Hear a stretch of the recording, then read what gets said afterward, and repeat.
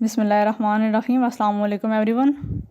Education section का हमारा second chapter है टीचिंग टेक्निक्स एंड मेथोडोलॉजीज़। तो जो कंटेंट आज हम उसमें स्टडी करेंगे वो है question answer method, drill method, cooperative learning and team teaching method. तो सबसे पहले हम बात करते हैं क्वेश्चन आंसर मेथड की। इसको क्वेश्चन आंसर स्ट्रैटेजी के तौर पर भी यूज़ किया जाता है और इसके नाम से आपको लग रहा होगा, ठीक है, कि टीचर क्वेश्चन आंसर यूज़ करते हैं, ठीक है, एक प्रोसेस क्वेश्चन आंसर का to involve students in the teaching learning process. तो इसको हम देख लेते हैं जी। सबसे पहले हमारे पास है it is the ancient method of teaching, यानी कि बहुत पुराना मेथड है टीचिंग का, बहुत अरसे से हम इसको यूज़ करते आ रहे हैं। It is known as Socratic method. इसको सोक्रेटिक मेथड भी कहा जाता है क्योंकि it was developed by the famous philosopher Socrates, कि इसको सोक्रेटिस ने डेवलप किया था। सुकरात ग्रीक के फिलोसोफर थे, ठीक है, यूनान के रहने वाले थे। तो वो जो मेथड यूज़ करते थे लोगों से इंटरेक्ट करने में, वो क्वेश्चन आंसर मेथड था। तो इसी वजह से फिर उन्हीं के नाम से इसको याद किया जाता है और ये यूटिलाइज भी किया जाता है, यूज़ भी किया जाता है हमारे टीचिंग लर्निंग प्रोसेस में। और इसका जो मेन पर्पस है यूज़ करने का वो सिर्फ ये है कि it involves the learners participation towards the subject matter. कि अगर टीचर चाहती हैं कि वो स्टूडेंट्स को एक्टिवली टीचिंग लर्निंग प्रोसेस में इन्वॉल्व करें, स्टूडेंट्स एक्टिवली पार्टिसिपेट करें, तो उसके लिए वो मोस्टली जो टेक्निक यूज़ करते हैं, मेथड यूज़ करते हैं, वो क्वेश्चन आंसर मेथड होता है। It is useful strategy at all the levels of education. अब क्वेश्चन आंसर मेथड हमारे पास उन स्ट्रैटेजीज में से एक है जो कि आप हर लेवल पे यूज़ कर सकते हैं, चाहे वो प्राइमरी लेवल है, चाहे वो सेकेंडरी लेवल है, या कॉलेज लेवल की बात करें, यूनिवर्सिटी लेवल की बात करें, तो ये क्वेश्चन आंसर मेथड आप हर लेवल पे यूज़ कर सकते हैं और ये इसका सबसे बड़ा बेनिफिट है। अगर इसके फोकस की हम बात करें तो to achieve the cognitive objectives and bringing knowledge to the conscious level. अब इसका मेन पर्पस क्या है कि नॉलेज तो हमारे पास हमारे कॉन्शियस में मौजूद है, हमने उसको सामने लेके आना है, बाहर लेके आना है, प्रेजेंट करना है। तो वो हम किस तरह से करेंगे? तो वो जो इसका मेन ऑब्जेक्टिव क्या है कि जो हमारे कोग्निटिव ऑब्जेक्टिव्स हैं उनको अचीव करे। इसका मेन फोकस उस चीज़ पे है। कोग्निटिव ऑब्जेक्टिव का जितना भी ताल्लुक होगा वो माइंड से रिलेटेड फंक्शन की तरफ होगा। हमारा माइंड जितने भी फंक्शन सरंजाम देता है, जितने भी फंक्शन परफॉर्म करता है, वो थिंकिंग का है, रीजनिंग का है, क्रिएटिविटी का है, वो सब के सब हमारे पास कोग्निटिव ऑब्जेक्टिव से रिलेटेड है। तो क्वेश्चन आंसर स्ट्रैटेजी का जो मेन फोकस है वो क्या है? To achieve the cognitive objectives, और जो हमारा नॉलेज है उसको कॉन्शियस लेवल पे लेके आए। अगर इसके प्रिंसिपल की बात करें तो it works on the theory of unfoldment. अब अनफोल्डमेंट की थ्योरी क्या है जी? All knowledge is within the child, teacher can not teach anything from outside. जो क्वेश्चन आंसर स्ट्रैटेजी है इसका बेसिक प्रिंसिपल क्या है? वो थ्योरी ऑफ अनफोल्डमेंट हमारे पास यही है कि जितना भी नॉलेज है स्टूडेंट के या बच्चे के अंदर वो ऑलरेडी मौजूद एग्जिस्ट करता है। टीचर ने सिर्फ उसको बाहर उसके कॉन्शियस लेवल तक, अभी हमने फोकस में भी कॉन्शियस लेवल की बात पढ़ी कि जितना भी नॉलेज है उसको कॉन्शियस लेवल के अंदर लेके आए। नॉलेज बच्चे के अंदर, स्टूडेंट के अंदर एग्जिस्ट करता है, टीचर एज ए फैसिलिटेटर काम करेगा। The knowledge can be emitted bye linking the question with his answer. अब वो किस तरह से करेगा? एक क्वेश्चन को दूसरे क्वेश्चन के साथ, दूसरे क्वेश्चन को तीसरे के साथ, तीसरे को चौथे के साथ, इस तरह से वो लिंक करते जाएंगे तो वो आपके पास नॉलेज जो है वो आता जाएगा। स्ट्रक्चर की इसकी बात करें तो to prepare questions and arrange them in logical sequence, ठीक है। सबसे पहले कि आप तो ये एक क्वेश्चन प्रिपेयर करें और उसके बाद उनको एक लॉजिकल सीक्वेंस में, ठीक है, आपने एक प्लेस करना है। Then to present the question in such a way that curiosity arises among the learners. अब क्यूरोसिटी इसका एक आल्सो की वर्ड भी है कि क्वेश्चन आंसर का जो मेन पर्पस होता है या क्वेश्चन आंसर स्ट्रैटेजी यूज़ करने का, कि स्टूडेंट्स के अंदर क्यूरोसिटी पैदा की जाए, तजस्सुस पैदा किया जाए, वो खुद सोचने पे मजबूर हों। Then to ask new question by linking with the learners response. अब यहाँ पे सबसे पहली चीज़ कि आपने क्वेश्चन प्रिपेयर करने हैं और उसके बाद उनको एक लॉजिकल ऑर्डर में आपने प्लेस करना है। सेकंड चीज़, क्वेश्चन आपके इस नौयत के हों कि वो स्टूडेंट्स के अंदर तजस्सुस उभारें, ठीक है, क्यूरोसिटी पैदा करें। अब थर्ड इसका स्ट्रक्चर के जो पॉइंट है उसमें है कि जो आपके क्वेश्चन हो वो लर्नर्स के रिस्पॉन्स से लिंक करते हों। आपने बच्चे से सबसे पहला एक क्वेश्चन किया उसने उसका आंसर किया। अब जो बच्चे ने रिस्पॉन्स किया आपको अपने उसी रिस्पॉन्स से अगला क्वेश्चन निकालना है। उसके बाद जब वो उसका आंसर करेगा अगेन आपने जो उसका रिस्पॉन्स होगा उसी के रिस्पॉन्स से आपने नेक्स्ट क्वेश्चन कर देना है। इस तरह से क्या होगा, स्टूडेंट के अंदर क्यूरोसिटी डेवलप होगी, वो खुद आंसर फाइंड करने की कोशिश करेंगे। अब इसके अगर डिसएडवांटेजेस की बात करें तो वैसे तो ये हमने पढ़ा कि हर लेवल पे इसको यूटिलाइज़ किया जा सकता है। इसके अलावा स्टूडेंट्स के अंदर क्यूरोसिटी भी पैदा करता है, स्टूडेंट्स की एक्टिव पार्टिसिपेशन भी टीचिंग लर्निंग प्रोसेस में इंश्योर करता है। लेकिन इसके साथ इसकी कुछ डिसएडवांटेज भी हैं, ठीक है, कुछ नुकसानात या यू कैन से डीमेरिट्स भी हैं। It is difficult to prepare good questions and arrange them logically. अब सबसे बड़ा मसला क्या है कि अच्छे क्वेश्चन प्रिपेयर करना सबसे मुश्किल काम है। ये स्किल हर एक के पास नहीं होती, इवन कि वो टीचर ही क्यों ना हो। तो अगर आपने उनको एक लॉजिकल सीक्वेंस के साथ अरेंज करना है तो उनके लिए डिफ़िकल्ट है, ठीक है, कि वो बहुत सारे क्वेश्चन एक लॉजिकल ऑर्डर में पहले उनको प्रिपेयर करें और फिर उनको लॉजिकल ऑर्डर में उनको प्लेस करें। सेकंड इसका डिसएडवांटेज क्या है जी कि the whole content can not be taught by this strategy, ठीक है। हमारे पास जो टॉपिक्स हैं वो वेरी करते रहते हैं, उनकी नेचर डिफरेंट होती है, ठीक है। तो हर टॉपिक के लिए जो क्वेश्चन जो मेथड टीचर यूज़ कर सकते हैं वो हो सकता है डिफरेंट हो। इसके अलावा क्लास पे भी डिपेंड करता है और बहुत सारी ऐसी चीज़ें आ जाती हैं। तो ये है कि होल कंटेंट जो है आप होल कोर्स जो है क्वेश्चन आंसर मेथड के थ्रू नहीं पढ़ा सकते। आल्दो कुछ ऐसी चीज़ें होती हैं जो कि जिन आप चाहते हैं कि स्टूडेंट्स की इन्वॉल्वमेंट बहुत ज़्यादा हो लर्निंग प्रोसेस में। इसके अलावा आपने उनकी पार्टिसिपेशन को इंश्योर करना है, आपने उनके अंदर क्यूरोसिटी पैदा करनी है, तजस्सुस पैदा करना है, तो उसके लिए आप क्वेश्चन आंसर मेथड यूज़ कर सकते हैं। लेकिन उसके अलावा समटाइम टीचर ये भी करते हैं कि स्टूडेंट्स की जो नॉलेज है उसको असेस करने के लिए भी क्वेश्चन आंसर मेथड यूज़ करते हैं। लेकिन जो होल कंटेंट है अगर हम बात करें तो ओवरऑल कोर्स तो वो क्वेश्चन आंसर मेथड के थ्रू पढ़ाना बहुत मुश्किल है। और अगर इसी की बेस पे जो सोक्रेटिस का मेथड है क्वेश्चन आंसर का, उसी के बेस पे टाइप्स ऑफ क्वेश्चन की बात करें तो वो हमारे पास 4 टाइप्स आ जाती हैं। सबसे पहले हमारे पास इंट्रोडक्टरी क्वेश्चंस, कि अगर आपने कोई टॉपिक क्वेश्चन आंसर स्ट्रेटजी के थ्रू पढ़ाना है तो सबसे पहले हम बात करेंगे इंट्रोडक्टरी क्वेश्चन उसमें आ जाते हैं, ठीक है। जब आपने अपना टॉपिक इंट्रोड्यूस करवाना है स्टूडेंट्स को तो वो जितने भी क्वेश्चन होंगे वो उस टॉपिक से रिलेटेड होंगे, इंट्रोडक्शन से रिलेटेड होंगे। देन डेवलपिंग क्वेश्चन, अब यहाँ पे आप टॉपिक की एक्चुअल प्रेजेंटेशन पे आ जाते हैं, तो डेवलपिंग क्वेश्चन जो हैं वो उस टॉपिक की प्रेजेंटेशन से रिलेटेड होंगे।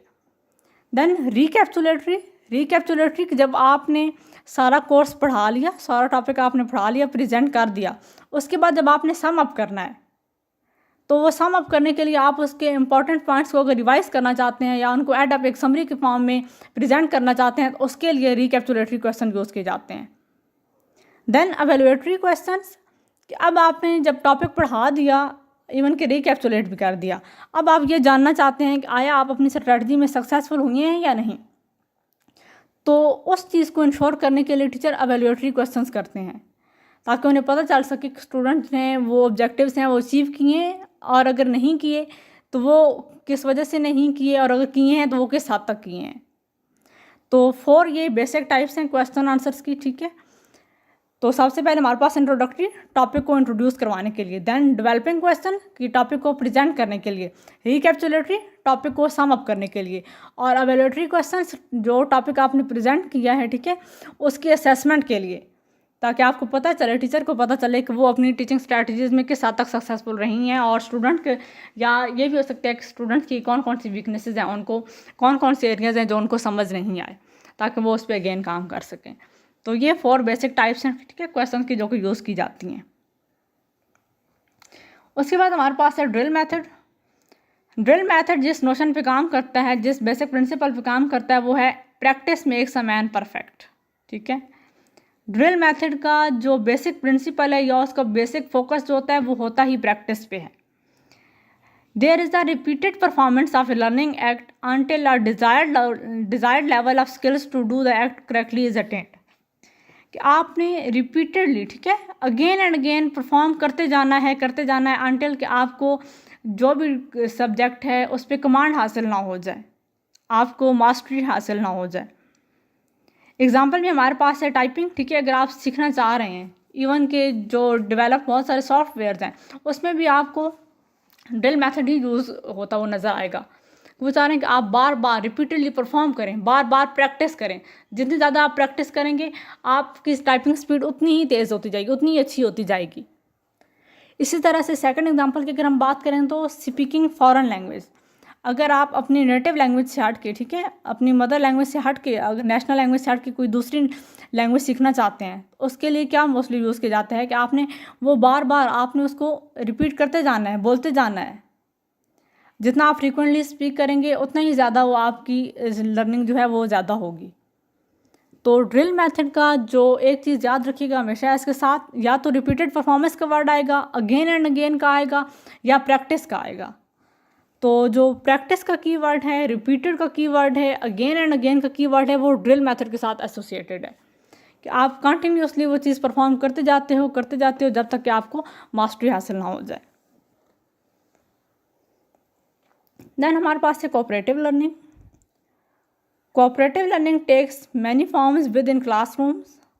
Its essential characteristic is that it fosters positive interdependence by teaching students to work and learn together in a small group. अब कोऑपरेटिव लर्निंग की यहाँ पे उन्होंने बताया कि क्लासरूम में वो डिफरेंट फॉर्म में हो सकता है, किस तरह से, लेकिन जो उसका मेन फोकस है किस तरह से, जो आगे हम डिस्कस करेंगे। जो इसका मेन फोकस है, एसेंशियल करैक्टरिस्टिक, वो क्या है कि पॉजिटिव इंटरडिपेंडेंस। ये कंपटीशन पे फोकस नहीं करती, कंपटीशन की टोटली अपोजिट है। कंपटीशन पे हर स्टूडेंट जो है वो सिर्फ अपने काम पे फोकस कर रहा होता है, वो खुद, ठीक है, बाकी क्लास से, बाकी स्टूडेंट से आगे बढ़ जाने पे तरजीह देता है। लेकिन कोऑपरेटिव लर्निंग में पॉजिटिव इंटरडिपेंडेंस होती है कि आप पॉजिटिवली दूसरों पे इंटरडिपेंड कर रहे होते हो ताकि आप सब मिलजुल के काम करें। देन इसमें ये होता है कि कोऑपरेटिव लर्निंग एक और इसका सबसे क्या कह सकते हैं उसको एसेंशियल करैक्टरिस्टिक एक ये भी है कि इसमें स्मॉल ग्रुप बनाए जाते हैं और फिर स्टूडेंट्स को टास्क असाइन किए जाते हैं। Then traditional cooperative learning groups consist of 3 to 4 students. Mostly जो उनका लेवल साइज होता है ग्रुप्स का वो 3 to 4 स्टूडेंट पे कंसिस्ट कर रहा होता है, who work on a project together in such a way that each group member contributes to the learning process. अब अगर टीचर ने 3 से 4 बच्चों का एक ग्रुप बनाया है तो इट डजेंट मीन कि वो सिर्फ एक उनमें से बच्चा जो बहुत एफिशिएंट है वही सारे काम कर लेगा और बाकी सिर्फ कुछ भी नहीं करेंगे, सिर्फ क्रेडिट ले जाएंगे। नो, ऐसा नहीं होता। उन सब ने इक्वली कंट्रीब्यूट करना है उस लर्निंग प्रोसेस में, ठीक है, ताकि उनका जो प्रोजेक्ट है वो सक्सेसफुल हो। उस प्रोजेक्ट को सक्सेसफुल बनाने के लिए हर मेंबर की कंट्रीब्यूशन बहुत ज़्यादा ज़रूरी है। नेक्स्ट हम बात करते हैं जी both individual students and group as a whole. Both individual students and group as a whole are held accountable for the outcome. अब उसके साथ एक क्या चीज़ है कि जब हर शख्स कंट्रीब्यूट करेगा तो हर शख्स, ठीक है, एवरी स्टूडेंट वो भी अकाउंटेबल है, वो भी जवाबदेह है, और उसके साथ एज ए होल की अगर हम बात करें तो वो ग्रुप भी अकाउंटेबल है अपनी परफॉर्मेंस का। It creates active learning environment. Cooperative learning हमारे पास जो है वो परमिसिव स्टाइल की जो स्ट्रेटजी हमने पढ़ी थी, ठीक है, उसके अंदर एक आ जाती है टाइप उसकी कि इसमें क्या होता है कि स्टूडेंट्स को एक इस तरह का माहौल दिया जाता है, इस तरह का लर्निंग एनवायरनमेंट प्रोवाइड किया जाता है जहाँ पे वो एक्टिवली परफॉर्म कर सकें। It promotes students responsibility. Students के अंदर अगर आपने सेंस ऑफ रिस्पॉन्सिबिलिटी डेवलप करना है, ठीक है, ताकि उनके अंदर वो जिम्मेदारियों का एहसास पैदा हो कि वो खुद अपनी रिस्पॉन्सिबिलिटी लें और उस पर उसको समझें, ठीक है, कि हाँ भी अगर ये रिस्पॉन्सिबिलिटी मेरी है तो मैं इसके लिए अकाउंटेबल भी हूँ। तो उसके लिए जो बेस्ट मेथड यूज़ किए जाते हैं वो कोऑपरेटिव लर्निंग है। अगर हम इसके फीचर्स की बात करें तो सबसे पहले हमारे पास है पॉजिटिव इंटरडिपेंडेंस। हमने इसकी जो डेफिनेशन में हमने स्टार्टिंग में बात की थी उसमें पॉजिटिव इंटरडिपेंडेंस का कीवर्ड हमने पढ़ा था और ये इसका बहुत अहम कीवर्ड है। क्यों? क्योंकि it's totally opposite to competitive learning. Competitive learning के बिल्कुल अपोजिट है या अल्टरनेटिव है। और इसमें होता है पॉजिटिव इंटरडिपेंडेंस के in cooperative learning classroom students work together to ensure the success of each student. जहाँ पे स्टूडेंट सिर्फ अपने सक्सेस के लिए काम नहीं कर रहे होते कि हाँ भी मैंने सबसे आगे जाना है। इवन कि वो क्लास के जितने भी स्टूडेंट हैं हर एक की सक्सेस के लिए, या उनके ग्रुप में जो जितने भी मेंबर्स हैं हर एक की सक्सेस के लिए काम कर रहे होते हैं। Face to face interaction, the small group settings allow student to work directly with one another, to share opinions, ideas and to work as a team. अब इसका एक सबसे बेस्ट एडवांटेज ये भी है कि स्मॉल ग्रुप्स बनाए जाते हैं, ज़्यादातर 3 से 4 बच्चों का एक ग्रुप होता है। तो उसमें क्या होता है कि उनकी ग्रुप, ठीक है, उनका साइज स्मॉल होता है, तो student can directly talk to each other. वो एक दूसरे को फेस करके आसानी से अपनी बात कन्वे कर सकते हैं, वो अपने ओपिनियंस शेयर कर सकते हैं, अपने आइडियाज़ शेयर कर सकते हैं, ठीक है। तो इसका ये है कि वो डायरेक्टली इंटरेक्शन हो रहा होता है student to student. Then individual accountability की बात करें तो each student is held accountable for his academic progress and task completion apart from the accomplishment of the group as a whole. इसमें हमने पहले में बात की थी कि सिर्फ ग्रुप की अगर हम बात करेंगे तो ये नहीं कि जो सक्सेस मिली है वो एक क्रेडिट सिर्फ ग्रुप को मिलेगा, ग्रुप को भी मिलेगा, लेकिन उसके लिए जो स्टूडेंट हैं, जो ग्रुप मेंबर्स हैं, वो भी अकाउंटेबल होंगे। Each student is held accountable, कि जो उस ग्रुप के जितने भी मेंबर्स हैं वो तमाम के तमाम मेंबर्स अपनी प्रोग्रेस के लिए, अपने प्रोजेक्ट की प्रोग्रेस के लिए या एकेडमिक प्रोग्रेस के लिए, जो भी टास्क उनको असाइन किया गया उसकी प्रोग्रेस के लिए अकाउंटेबल हैं। ग्रुप तो चलो है ही, मिसाल के तौर पे अगर हम बात करें तो यहाँ पे पाकिस्तानी टीम की, क्रिकेट टीम की, ठीक है, छोटी सी एग्जांपल शायद आपको इस चीज़ से ज़्यादा अच्छे से अंडरस्टैंड हो जाए। अगर पाकिस्तान का मैच फॉर एग्जांपल हम बात करते हैं इंग्लैंड के साथ हो रहा है या इंडिया के साथ हो रहा है, पाकिस्तान अगर विन करेगा तो वो जो जीत है वो as a whole Pakistani cricket team की है, लेकिन उसके साथ जो इंडिविजुअल प्लेयर्स हैं उनका भी रोल बहुत ज़्यादा अहम है। तो वो दोनों अकाउंटेबल हैं, एज ए होल टीम भी, ठीक है, कि हमारी as a whole Pakistani team ने इंडिया के अगेंस्ट या इंग्लैंड के अगेंस्ट कैसा परफॉर्म किया, तो वो टीम, वो ग्रुप जो है वो भी अकाउंटेबल है, और जो इंडिविजुअल प्लेयर्स हैं जो कि खेल रहे हैं वहाँ पे, वो सब के सब भी अपनी परफॉर्मेंस के लिए अकाउंटेबल हैं कि उन्होंने कैसा परफॉर्म किया, उन्होंने विन करने के लिए, ठीक है, अपनी विक्ट्री के लिए उन्होंने क्या क्या किया। तो उसमें ये है कि एज ए टीम और इंडिविजुअल स्टूडेंट्स, ठीक है, वो सब के सब अकाउंटेबल होते हैं। देन हम बात करें डेवलपमेंट ऑफ सोशल स्किल्स की। Cooperative learning offer students a chance to develop the interpersonal skills needed to succeed within community.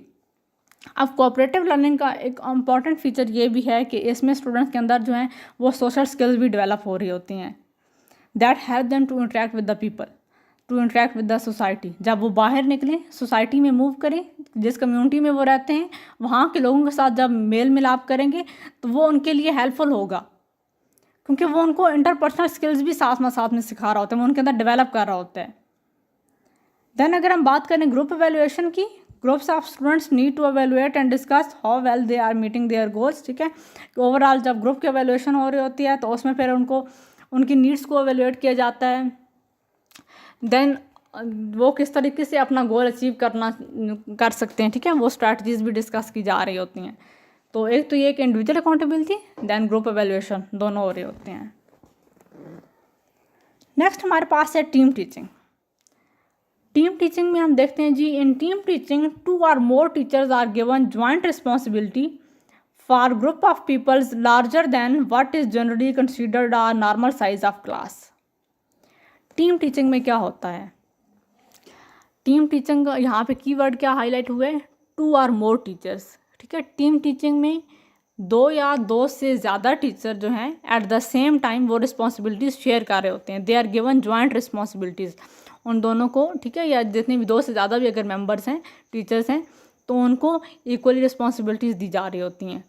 और ये कब होता है, मोस्टली टीम टीचिंग का जो मेथड है वो तब यूज़ किया जाता है जब आपके पास क्लास साइज़ मामूल से थोड़ा सा ज़्यादा हो जाए, ठीक है, यूजुअल, ठीक है, नॉर्मल साइज़ जो हमारे पास होता है अगर उससे थोड़ा सा एक्सीड कर दें स्टूडेंट, तो उसमें क्या होता है कि फिर टीम टीचिंग का फिर वहाँ पे मेथड यूज़ किया जाता है कि 2 या 2 से ज़्यादा टीचर्स को हायर किया जाता है और वो ग्रुप्स को टीच कर रहे होते हैं।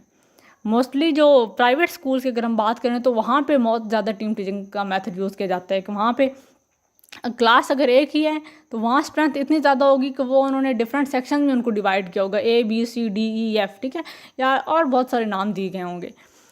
तो वहाँ पे क्या होता है कि वहाँ क्लास सेम होती है, ठीक है, सब्जेक्ट सेम होता है, बुक्स सेम होती हैं, लेकिन वो टीचर जो हैं वो एक से ज़्यादा टीचर वहाँ पे उनको पढ़ा रही होती हैं।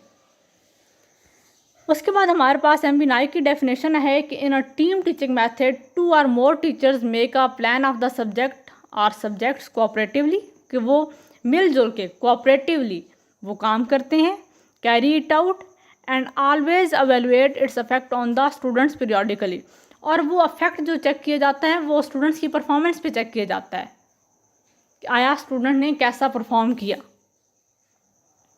तो एक तो इसमें आपने चीज़ याद रखनी है, टीम टीचिंग में हमारे पास 2 या 2 से ज़्यादा टीचर्स होते हैं, ठीक है, और उसके साथ ही होता है कि वहाँ पे जॉइंट रिस्पॉन्सिबिलिटीज़ या शेयर्ड रिस्पॉन्सिबिलिटीज़ का आ जाएगा वहाँ पे कीवर्ड।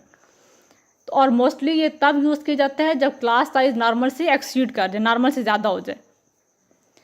फैक्टर्स इसके देख लेते हैं। It involves more than 1 teacher, ठीक है, एक से ज़्यादा या 2 से ज़्यादा टीचर्स होते हैं। The number of teachers depend upon nature and objectives of the course, the size of the class and the facilities to be use. अब टीम टीचिंग मेथड की ज़रूरत क्यों पड़ी, ठीक है, हम इसको कब यूज़ करते हैं, इसकी नेचर ये डिपेंड करता है कि जो कोर्स है उसकी नेचर क्या है। आया एक टीचर सक्सेसफुली उस कोर्स को पढ़ा सकती हैं या नहीं, या कोर्स लेंथी है तो इसके लिए हमें उसको, ठीक है, डिफरेंट एक दो टीचर्स और की एक और 2 टीचर्स की हेल्प लेनी पड़ेगी। उसके बाद साइज़ ऑफ द क्लास की स्ट्रेंथ ज़्यादा हो जाए आपके पास तब भी उसमें होता है, ठीक है, ज़्यादा टीचर्स की हेल्प लेनी पड़ सकती है। And facilities to be use, कि आपके पास जो रिसोर्सेज हैं वो कितने हैं, वो कम हैं या ज़्यादा हैं। तो इस तरह से भी होता है कि रिसोर्सेज पे भी बेस कर रहा होता है कि अगर आपके पास रिसोर्सेज कम हो या ज़्यादा हो तो उसकी बेस पे भी बहुत सी टीचर पे मिलजुल के वो ताकि इक्वली, ठीक है, वो स्टूडेंट्स के साथ वो रिसोर्सेज शेयर किए जा सकें। तो इसलिए भी टीम टीचिंग मेथड यूज़ किया जाता है। एडवांटेजेस की बात करें तो सबसे पहला एडवांटेज हमारे पास है better utilisation of resources. A number of teachers can work together and make the best use of their specialized knowledge. अब इसका सबसे पहला एडवांटेज ये है कि आपने अपने बेस्ट रिसोर्सेज, ठीक है, जितने भी रिसोर्सेज हैं उनको आपने बेस्ट यूटिलाइज करना है। आपके पास बहुत सारे स्पेशलिस्ट बैठे हैं एक ही सब्जेक्ट के, तो आपने अपॉर्चुनिटी उनको देनी है, ठीक है, ताकि वो स्टूडेंट्स के लिए वैसे बेसिकली ये अपॉर्चुनिटी होगी कि वो टीचर्स के लिए भी होगी कि वो एक दूसरे के साथ कोऑपरेटिवली काम करेंगे तो वो उनके नॉलेज से फ़ायदा उठा सकते हैं, और स्टूडेंट्स के लिए भी ये बेनिफिट है कि जब वो एक से ज़्यादा स्पेशलाइज्ड पर्सन जो हैं वो किसी सब्जेक्ट के वो उनसे पढ़ेंगे, उनसे लेक्चर लेंगे, तो वो उनकी नॉलेज में भी इजाफा होगा, वो उनके एक्सपीरियंस से भी इस्तेफादा हासिल कर सकेंगे। Then better planning, it allows every teacher to devote more time towards planning and preparation of his units. Course अगर लेंथी है तो इसमें क्या होता है कि आपने टीम टीचिंग मॉडल यूज़ कर रहे हैं, टीम टीचिंग मेथड यूज़ कर रहे हैं, तो उसमें यह है कि आप उसको डिवाइड करके टीचर्स को असाइन कर दें, तो फिर हर टीचर जो है वो प्रॉपर टाइम, ठीक है, उसको दे सकेगी प्लानिंग को। अगर हम एक उसकी बात करेंगे टीचर्स को तो उन पर बर्डन ज़्यादा हो जाएगा, तो हो सकता है वो उस पर इतना फोकस शायद ना कर पाएँ। तो बेटर प्लानिंग अगर आप चाहते हैं, अगर आपके पास कोर्स बहुत लेंथी है, ठीक है, वो डिपेंड करता है नेचर, कोर्स की नेचर कैसी है या आपके ऑब्जेक्टिव क्या हैं, वो उस पर मोस्टली डिपेंड कर रहा होता है। तो अगर आप कोर्स बहुत लेंथी है या आप क्लास साइज ज़्यादा है तो ठीक है, आप उनको टीचर्स को कोर्स असाइन कर दें, फिर वो अपने अकॉर्डिंग उसको प्लानिंग पे काम कर सकेंगे, और जो भी प्रिपेयर उन्होंने करवाना होगा यूनिट वो उसकी प्रिपरेशन अपने ऑन पे कर सकेंगे। अब जो टीम टीचिंग का मेथड हमने पढ़ा, बेसिकली ये को टीचिंग स्ट्रेटजीज़ के अंदर आता है, तो उसकी 6 मेन अप्रोचेज़ हैं, ठीक है। सबसे पहले कि अगर हम बात करेंगे तो वो है 1 टीच 1 असिस्ट। नाम से आपको, ठीक है, बहुत आसान नाम है, ठीक है, आपको याद रह जाएगा। एक पढ़ाती हैं 1 टीच, एक टीच करती हैं 1 असिस्ट, और दूसरी उनकी एज ए हेल्पर काम करेंगी, 1 असिस्ट करेंगी उनको। इसको देख लेते हैं जी डिटेल में। 1 teacher act as a primary teacher, यानी कि वो पढ़ा रही होंगी, वो लीड कर रही होंगी, while the other assist and supports the learner, और जो उनकी असिस्टेंट हैं, जो दूसरे टीचर हैं जो कि असिस्टेंट का रोल प्ले कर रही हैं, उनका जो बेसिक फंक्शन क्या होगा कि वो लर्नर्स को असिस्ट करें, लर्नर्स को सपोर्ट करें। वो किस तरह से कर सकती हैं support? The co teacher assist by monitoring students work. उसके ये एक वो स्टूडेंट्स की अगर एक टीचर पढ़ा रही हैं तो वो उनकी मॉनिटर करेंगी, ठीक है। देन आंसरिंग स्टूडेंट क्वेश्चन, आप अगर स्टूडेंट दरमियान में कोई क्वेश्चन कर देते हैं तो वो उसको आंसर करेंगी। एंड डिस्ट्रीब्यूटिंग मटेरियल्स, आपने स्टूडेंट्स के दरमियान कोई आपने उनको हैंड आउट्स प्रोवाइड करने हैं या इसके अलावा कोई मटेरियल जो कि आपने उनको देना है, ठीक है, नोट्स वगैरह हैं कोई, तो उसके लिए क्या है कि वो जो आपकी असिस्टेंट हैं, जो आपके जो सेकंड टीचर को टीचर हैं, वो हेल्प करेंगी उन टीचर्स की, ताकि वो जो लर्निंग का प्रोसेस है वो रुके नहीं। एक टीचर जो है वो लीड रोल प्ले कर रही होंगी, वो बेसिक रिस्पॉन्सिबिलिटी उन्हीं भी होगी, वो पढ़ा रही होंगी, ठीक है, मेन फंक्शन जो उस चीज़ का है। अब उसके दरमियान जो है, ठीक है, टीचिंग के दौरान या प्रेजेंटेशन के दौरान अगर स्टूडेंट को कोई मसला होता है, ठीक है, कोई प्रॉब्लम उनको फेस करना पड़ जाती है, कोई उनका क्वेश्चन इस तरह का है जिसको उसी वक्त आंसर करना है, उनको किसी मटेरियल की ज़रूरत पड़ लर्निंग मटेरियल की ज़रूरत पड़ जाती है, या ओवरऑल, ठीक है, स्टूडेंट्स की मॉनिटरिंग करना कि आया स्टूडेंट एक्टिवली उस चीज़ में इन्वॉल्व है, तवज्जो दे रहे हैं या नहीं, तो उसके लिए जो असिस्टेंट टीचर हैं, ठीक है, वो हेल्प करेंगी। Then one teach one observe. Second हमारे पास स्ट्रेटजी है जी, one teacher act as primary teacher while the other gather specific observational information on students learning. अब इससे पहले जब हमने पढ़ा था तो वो क्या था कि एक पढ़ा रही हैं, एक टीच कर रही हैं, और जबकि दूसरी उनको असिस्ट कर रही हैं। अब यहाँ पे क्या है कि वन टीचर टीच, एक टीचर पढ़ा रही हैं, जबकि जो दूसरी टीचर हैं वो सिर्फ ऑब्ज़र्व कर रही हैं।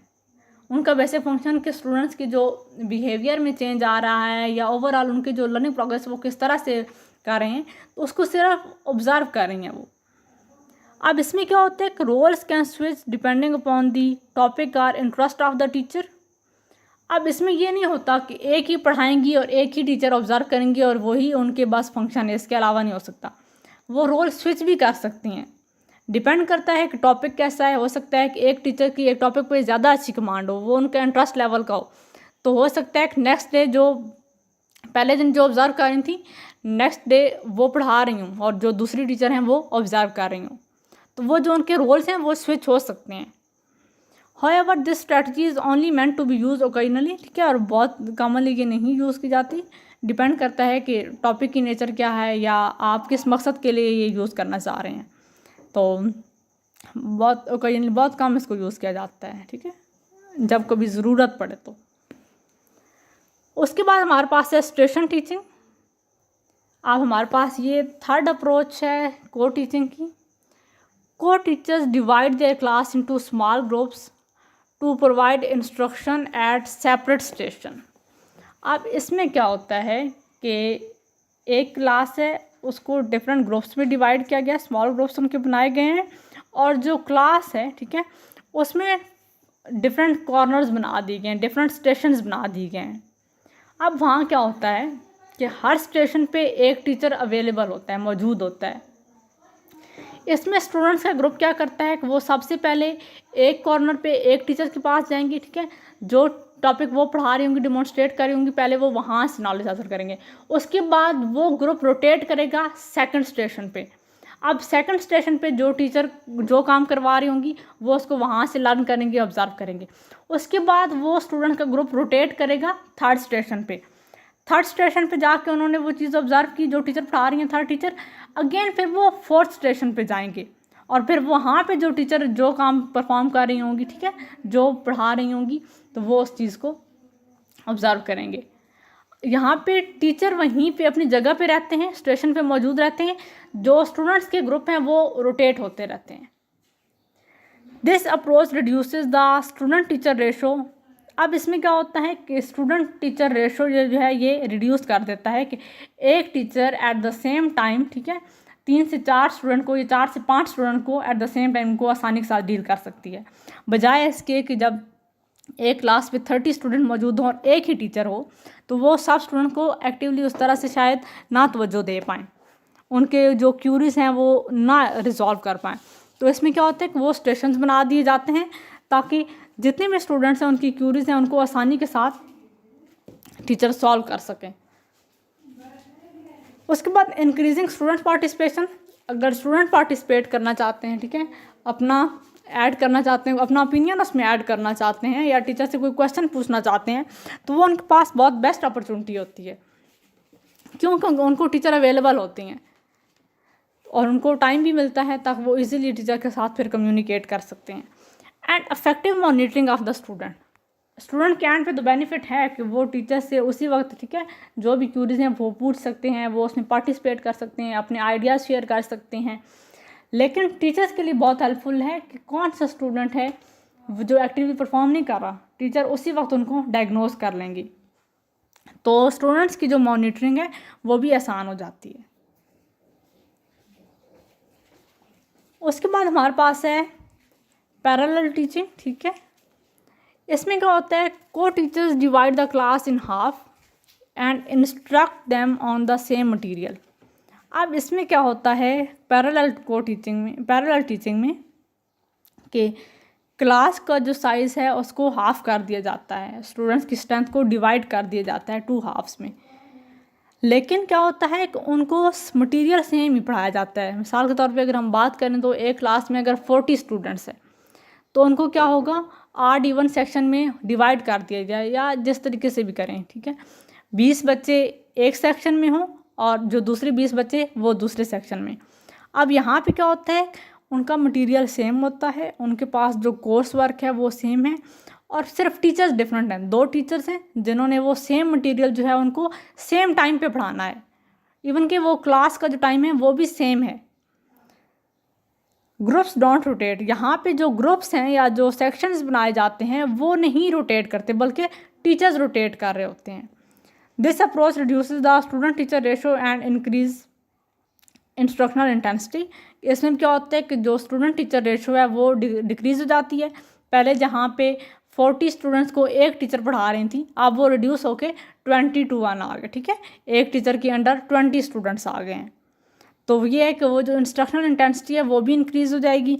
इसके अलावा जो रेशो साइज़ है टीचर स्टूडेंट का वो भी रिड्यूस हो गया।